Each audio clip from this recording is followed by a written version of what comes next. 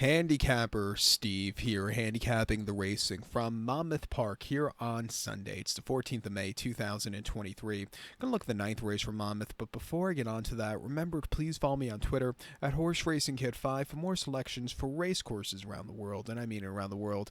The ninth from Monmouth, it is the Serena Song Stakes. It's going for a $100,000 purse, race for fillies and mares, 3-year-olds and upwards. We have a field of 7 horses going to the main track, the distance of ground of 1.70 miles on the Monmouth main track. My top selection, I'm going to take the 3-horse leader of the band. I'm going to go 3-5-7-4 in the superfecta. 3-5-7-4 super, top selection of 3-horse leader of the band. This 5-year mare by Band Box. John Silver's trains. Paco Lopez gets them out. I thought they just set their heights a little bit too high last time out in the Fall City. Well, I should say that. That's bad. You know, they did the right thing looking over. We'll get to that in a second. But she ran most recently in the Fall City at Churchill, mile and 8th on the 24th of November, and she finished 5th by 15.5 lengths that day. She faced tougher horses. She stalked early on, but then she completely hit the wall. It wasn't the day to win. Like I said, setting their heights, I thought they set their heights a little bit too long, but they did the right thing. You know, she did well on the B circuit. She had a decent placed race before that at Parks, mile 70th, and the Plum Pretty Stakes. She finished second by 2 lengths. She didn't break so well, was stupidly wide, which probably cost her the victory, but she ran her heart out there coming home with the 78 buyer, and then probably one of her best races of lifetime at Saratoga, mile 8th in the Summer Colony. Went in by 3/4 length from a tracking trip. She was a little bit wide, but she took off clear.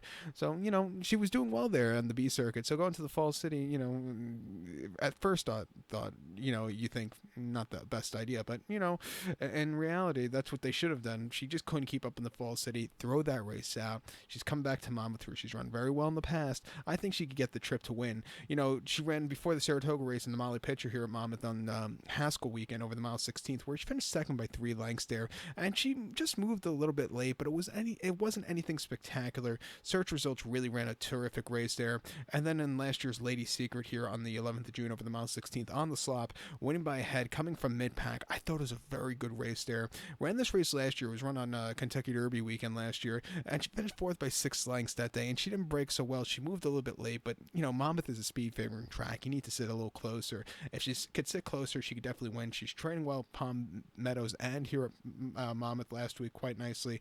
I'll give her a shot on the ticket. I think the 5-horse distinctively possible could also win. God, pardon me, it's been a very long day.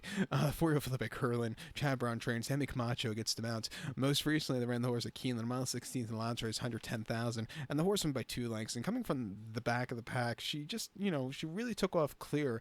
I thought it was a good race with a native buyer. Not the fastest, it was the fastest race for her life, but it wasn't the fastest race ever. A very good race, major improvement off her race before, which came in her turf debut at Gulfstream, 7.5 and off to 25. First start since the Black Eyed Susan. She finished 6th by 7/4 lengths that day. She didn't break so well. She bumped. She just never was comfortable on the inside. It wasn't her day to win. And then last year's Black Eyed Susan at Pimlico over the mile and 8th. She finished 8th by 10.25 lengths that day, and a very overbet. She just never really got the job done. But broke her main before that Keeneland quite nicely. Refreshing here. Stakes quality horses shouldn't be a problem. She could stalk, not come from so far behind like she did last time out. I think, you know, sitting a little closer should suit her well. Training well Churchill. I'll give her a shot here. And I also think you want to give a shot to the 7-horse Radio Days for Nick Juarez and Shug McGahee. You know, is going back to a route trip. Last 2 starts, they tried her sprinting where she ran, you know, okay 2 back at Gulfstream. Last time out, she missed a break, which cost her. But if she could run a race like the Boylan Springs, like she ran here in May, she could definitely win against these horses. She finished second by 5.25 lengths. The winner took off clear, but this horse ran her hard out there. A very good third in the Black Eyed Susan last year. And then before that, a very good place in the Beaumont, closing up from nowhere.